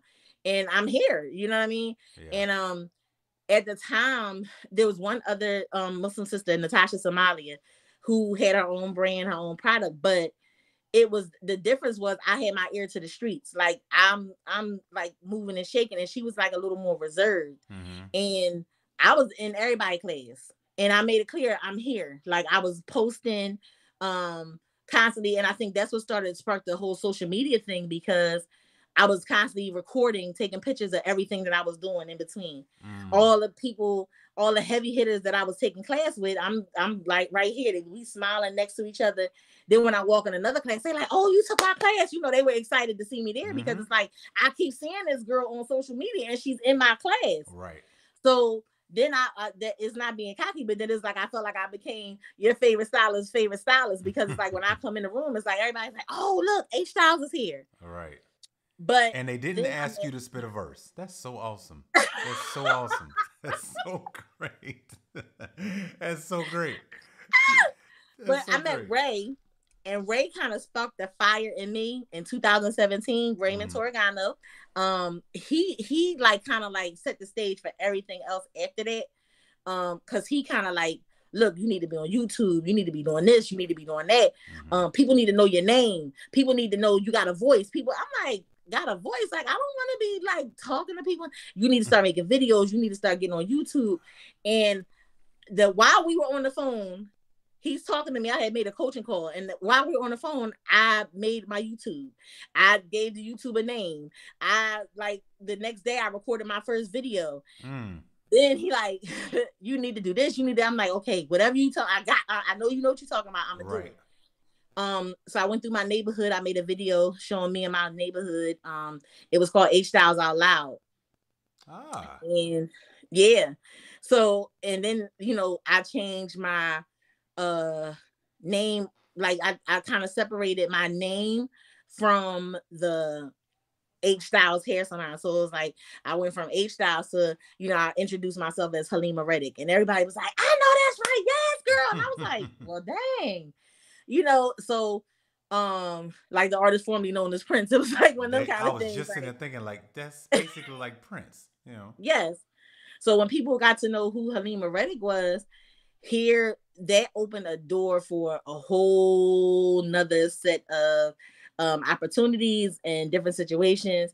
And like I said, that whole year 2017, I was just traveling and getting education and meeting different people. And that's when the whole thing came about with like, who is this girl, like the Muslim girl?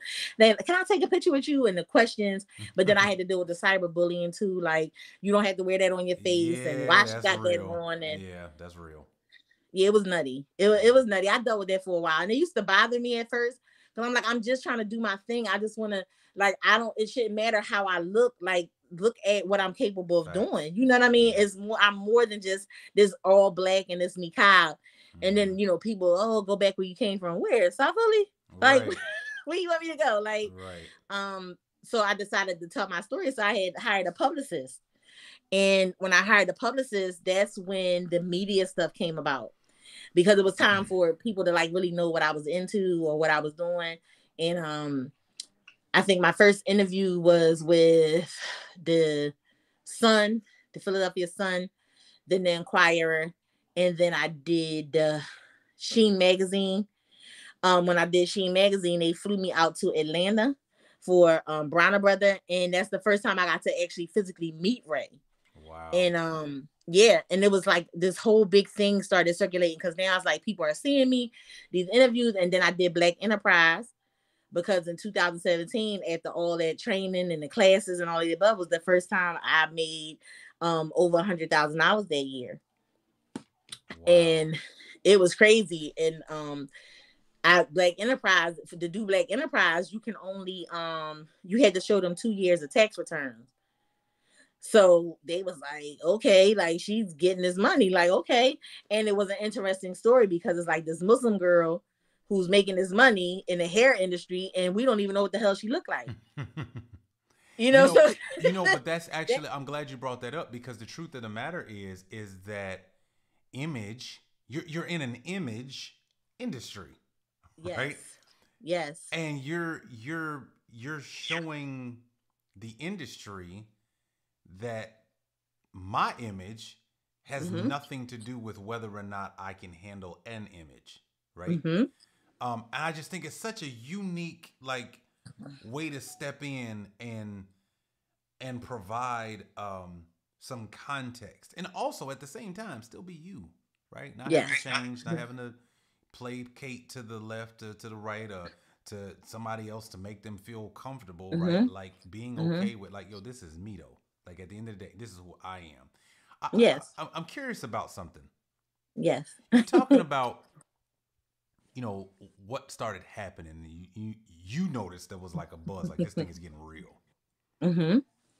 Did your kids see it and figure it out and go, wait a second, my mama actually is like, wait a second, she actually is somebody. Like, how do your kids react to some of that's going on? Because now your kids are on social media, right? Your kids can look at your numbers, like, and you can actually be like, you ain't done nothing, boy, because I'm 60,000 deep, right? Like, but they're noticing, like, wait a second, my mom had, like, she's an influencer in this space. At what point did they start recognizing what was going on with you? So I think when we moved from the street cred I think because I all my I'm gonna say this because I don't want to just sound like crazy, but I'm talking. It's all no holds barred. We saying Mm-hmm. whatever. Um, I had to move away from the street cred because I always been good Ah, in the streets. okay. I'm good in any hood. Got you. Anywhere I go, people Right. know me. You know what I mean? Because I have a history in the Mm-hmm. streets. Being down to earth, from the clubs back in the day and all that. So people like now to see me now, it's like lean, like dang, and I got people that call me H. I got people that call me Lean. I got people that still Halima. You know what I mean? Yeah. But then it was like I think Bronner did it for my kids when we drove to Atlanta. I ain't even gonna hold you. I think it was because people was like, "Oh my God, is that H Styles? Are you H Styles? Are you?" I'm like, and I hate that. Like I ready to tell you, I'd be like, "Oh my gosh, like I don't want this. Like Yeah. I want people to respect my position, Sure. but don't put me somewhere where I'm a human. You know what I mean? Yeah. I bleed like everybody You else. You don't know what want I'm to saying? be I on the cry. pedestal. Yeah, Yeah, like I understand. I'm just regular, and Yeah. all my credit is due to my Lord. You know what I'm saying? It's Yeah. not about nothing that I done because I wouldn't have been able to do it without God's permission. So it's like, Mm-hmm. okay, don't over accentuate this because this is just what it is. You know what I mean?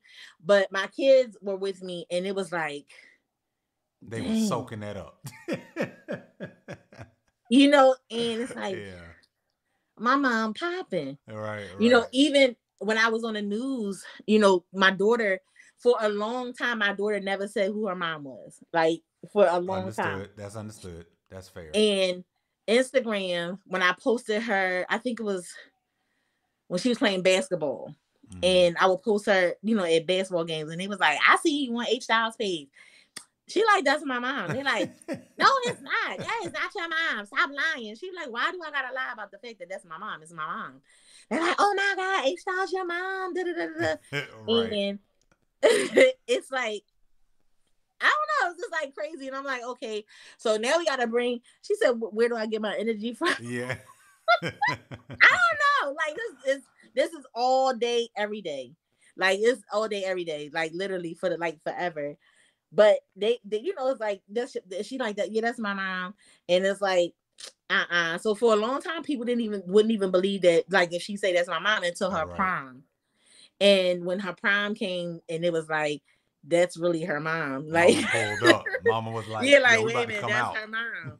And she like the people don't be believing you, my mom. That's annoying. They All irking. right. I'm like, baby, don't even worry about it. So Stuff let happens. me ask you this: Does that do you feel a sense of redemption? Is it like you're proud because again you know the story, you were there, you were the one Mm-hmm. locked up, you were the one going through the stuff, you were the one jumped out of a two-story window.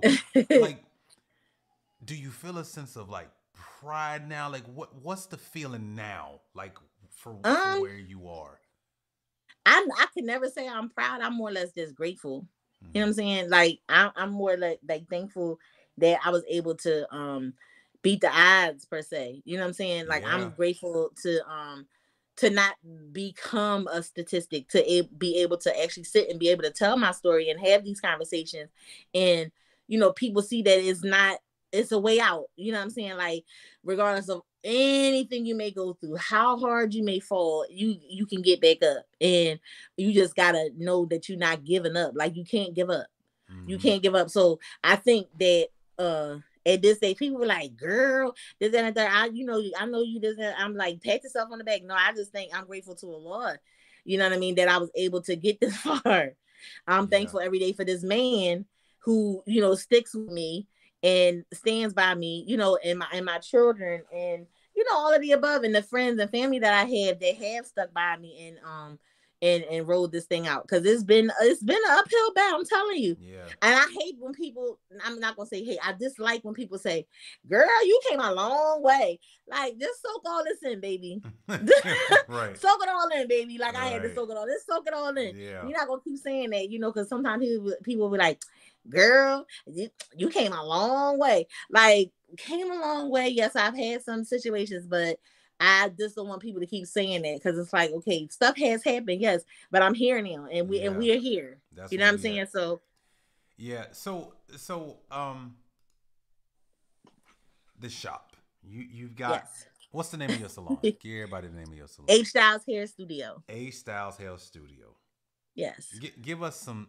You know what? And I should have asked you for a picture because I would have put a picture up of your salon. But give people kind of the specs. Like, what's it look like? What's if I was to come to Philly right now and pull up, what am I hmm looking at now? What's the dream? What's the reality that I'm walking into now? Ooh, a super savvy, chic, industrial chic, high end salon. Okay, Okay, yes, it's a salon. got you. Um, How many chairs do you got now? I have three. Okay, One occupied by myself, and then I have one station for my assistant. okay. So it's four chairs in there, but one of them is for my assistant, and I reserve one. And I also have a makeup artist now. She just started. Oh, So we're working on building with her. But my ultimate goal is what Ray beats in my head all the time. It's to clone myself. yes. To try and create the next, up and coming, and walk and move away from the chair, because I have so many other things that I want to do, like Mm-hmm. things like this, like talking, sharing, more education and things like that. Probably within the next 5 years, I try to say at least 3 years, but the next five Mm-hmm. years probably, to be Mm-hmm. kind of like realistic or whatever, because I know so many people that could use this information Yeah. or be able to grow from it. You know what I mean? And I always wanted to be like I talk at schools, and I wanted to like talk at women's shelters and different things like that, or even go back into the prisons and be able to talk to the female inmates, That would be because nice. sometimes when you get in those situations, nobody's there, you struggling, you just trying to, get past the time, and you Mm-hmm. think that this is it for you. They give up, Yeah. and a lot of people come home and turn to drugs, and um or they end up in really bad relationships, They go or back to they what end got up, them there in the first place. exactly, or end up dead, Yeah. Yeah. so if I can be a force that says you don't have to deal with that, or I can be a conduit to just, give somebody an opportunity to know that this is what can come of this. Mm-hmm. I would love to be able to have those opportunities. Yeah. you know um yeah. I think, and I will say this. I believe, you know, Oprah always talks about always becoming a better version of yourself. Mm-hmm. And I That would for sure. say that for every chapter you're writing of your life, the book is getting better. And Yeah. I would say that it's definitely, um, Miss Tiffany said, I would love to fly in and work next to you. All right, there you Oh, go. hey, Tiffany. So I would definitely say, you have it there. I mean, a book and all those other things are probably sitting in your future, but um the salon is successful now. People know who you hmm are. You've got clients. That's a wonderful thing. Let's go back to the young lady who's potentially right now going through some of the things that you've been through. hmm The young lady who might feel like, I don't know what else to do hmm because maybe the streets of all of that I've known. I don't know how to be a calm, happy girlfriend because I've been a fighting survivor, right? For however long. What would you say to the young girl right now that may hear this, may see this, or has probably even seen you at some point, right? But doesn't really know, again, behind the veil, like, no, there's a person back here who's been, she done had her boxing gloves on her whole life. What would you say to hmm that young girl, and what would you want her to know, um, so that she doesn't give up? Because I think that's really important. Love yourself first. um Learn how to love yourself. That's a number one. um Find peace in comfort in what you believe in, because um if you don't stand for something, you'll fall for anything, you know what I mean? So you got to either put all your judge into looking inside yourself, you know what I'm saying? And or finding, maybe if you had pain or struggles or different things like that, find look inside yourself to find those things, because if you hold on to all that pain and all that hurt, you're gonna constantly keep running into the same situations. And it's only until you kind of like submit to a higher power first and foremost. You know, sometimes people say that and it's like, oh my God, here she come with the what they call I heard somebody say, here she come with her Jesus juice. It's not about that. You know Right. what I mean? Right. It's seriously about being able to um put your trust in God first. Put your heart in the right place, because if you don't do those things, you'll constantly keep running into roadblocks because you Mhm. don't trust people.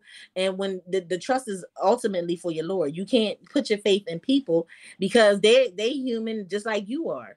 You know what I'm saying? So when you put your trust in a higher power, that's how you kind of like learn to balance things out and then get into your stuff. Stop trying to find thing comfort in things and people. You know what I mean? Like finding comfort in things and people is always going to disappoint you because nobody's never going to meet your expectations. Mhm. You know what I'm Wow. saying? The only person that can meet your expectation is the one you pray to. That's So right. it's just like one of them kind of things. Like you really gotta like be confident in that, because I think there's so many of us lose that concept as we are teenagers and getting older. Because it's like being religious is a fad. So it's like if you go to church, it's a fad. You don't really believe in that. But okay, just going to church doesn't make you a Christian.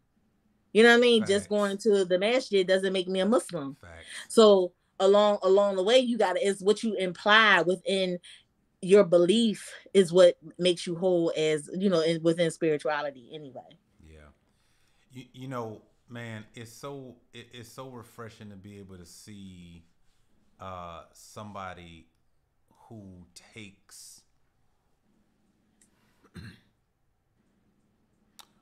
their life very seriously. Yeah, Um, because I done almost lost it so many times. I understand. I understand. Listen, okay. I understand, and I think you know, for those of us who've been in a space in our lives where we've had to survive, right, Hmm. where we kept getting knocked down and getting back up. There's a reason why um, you can always tell somebody who's finally starting to make it, and you know they're driven by something different, because I've seen so many people who they're like, oh, you know, and people probably come to you, Halima, why don't you just stop? You don't got it, man. You already made it. You there. Why don't you quit? And it's like, nah, but you Mm-hmm. don't understand what's actually driving me. It ain't this bag. It ain't this. No, no, no. I done came through some stuff, and I refuse to go back to that or let that thing be my. What I like to say, don't put a period at the end of that. Make it a comma and just keep it a run-on sentence, Keep it right? going, Just keep it exactly. going. And I think it's just really dope to be able to see that you've done that. Done that. As we kind of wrap up, this has been an awesome conversation. There's so many other things we could have talked about, but we are almost 2 hours in. Um, what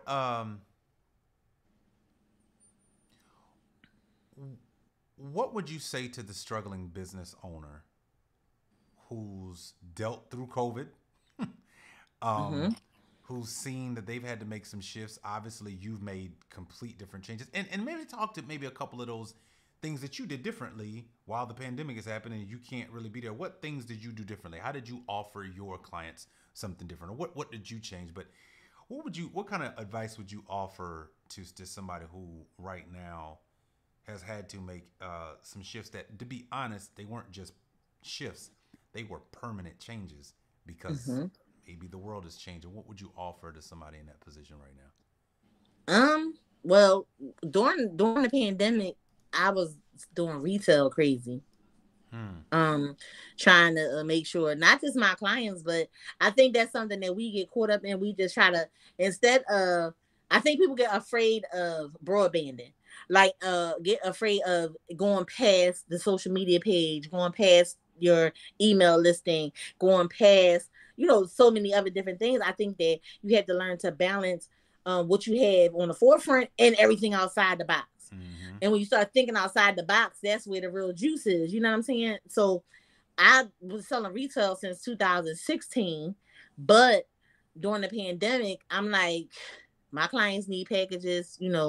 I've been advertising the shampoo and conditioner for the longest. People been coming and buying it, but now I have an opportunity to ship because I hadn't even been shipping it. I think I had did it like once or twice before the pandemic, but majority is like the retail was going out the door for my clients. And during the pandemic, I made over $17,000 in sales because I kind of like reached out to everybody. I didn't make my sales for my clients. A lot of people's like, I have client packages, I have shampoo and conditioner for my clients, or people were saying like stuff like, I have client bundles. I have, bundle packages for my clients. If you're a client who needs shampoo and conditioner, it's like, you don't have an email listing?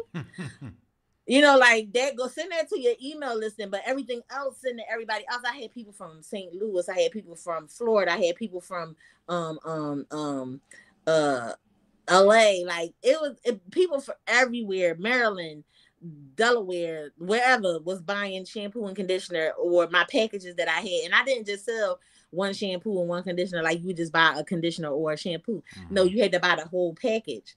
So that's how I was able to pull that off during COVID. But it was like when I went back in business, it was time for me to go up on my prices because I really tried to stick to the PPE guidelines, and with the mask and the sanitization and the this and the that. And we stuck to that stuff. Like, you can't come in my shop without getting a brand new mask. You had to have a disposable mask that you get at the door. You can't wear your outside mask, the one you go to the market, CVS, your boyfriend's house, your grandma's house, your nana's house. You can't bring that in there. So you can put that inside the sandwich bag and put on a new mask.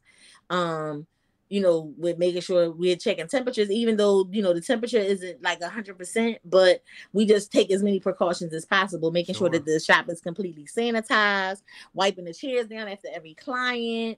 Those are just the things that we tried to imply. So I just say, like, when you have a business, be consistent. Because consistency is how you find balance. You know what I mean? Being consistent. Because if you change and start shifting stuff around to appease the clientele, that's how you kind of lose sight of things. You can't appease them. You have to make them learn how to work in your business. So a large majority of the time, we chasing the clients and we trying to work for the clients. You have to make the clients work for your business. So it's that shift. Yeah, period. I used to do hit. People will text me like, oh, I got somewhere to go. Can I come at 6:30? Oh, well, I'm not gonna be there by 6:30. I can get there by 8. Is that okay? And I'm like, yeah, come on. And I'm like, oh, hell no. Now I'm in the shop early and I'm leaving early. So my day starts on Wednesday and Thursday. I'm there at 7. My day ends at 6. And then on Friday and Saturday, my day starts at 6:30 and then it ends at 5. But here's the thing. My last client is booked at 4:30, 5 o'clock. So you can't book past that. It's like the laundromat. You know how they say the last wash got to be in by a certain amount of time. Yeah. And that's how I deal with my clientele. So I learned how to like really make them work for me. I got tired of jumping through hoops and and not getting what I deserve as far as even being paid. Like I had put up not too long ago, the average price for a shampoo and style in the state of Pennsylvania is anywhere between $85 to $130. And people was on there like, what? Oh my God, I've been cheating myself.